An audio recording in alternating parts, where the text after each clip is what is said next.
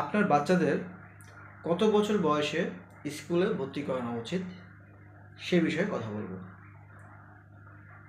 বর্তমান সময়ে বাচ্চার বয়স যখন 3 থেকে 3.5 বছর হয়, এই সময়ে তারা অনেক কথা বলতে পারে, অনেক কিছু শিখতে পারে বাসায়।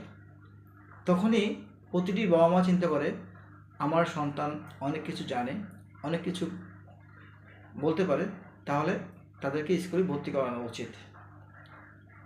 অনেকে 3.5 বছরে ভর্তি করে দেয়, অনেকে 4 বছরে ভর্তি করে দেয়। আমি যে বিষয়টা বলবো, একটি সন্তানের স্কুলে যাওয়ার বয়স অবশ্যই 4.5 থেকে 5 বছর বয়স হওয়া উচিত। আপনি যখন 3.5 বছর 4 বছর বয়সে তাকে স্কুলে ভর্তি করে দেবেন, সেই সময় হয়তো তারা অনেক কিছু বলতে পারবে, শিখবে, কিন্তু তার যে পড়ার যে বয়সটা সেটা কিন্তু সেই সময় সঠিক নয়।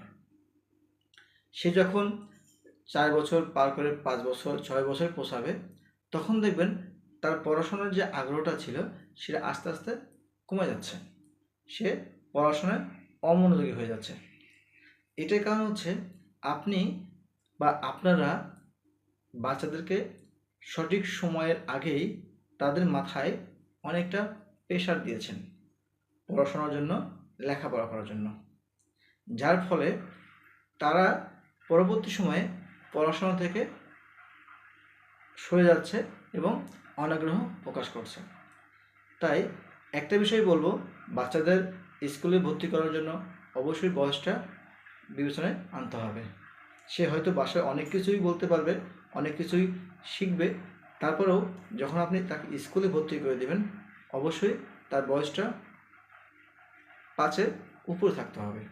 তাহলে কিন্তু সে পরবর্তী সময়ে সঠিকভাবে পড়াশোনাটা চালিয়ে নিতে পারবে।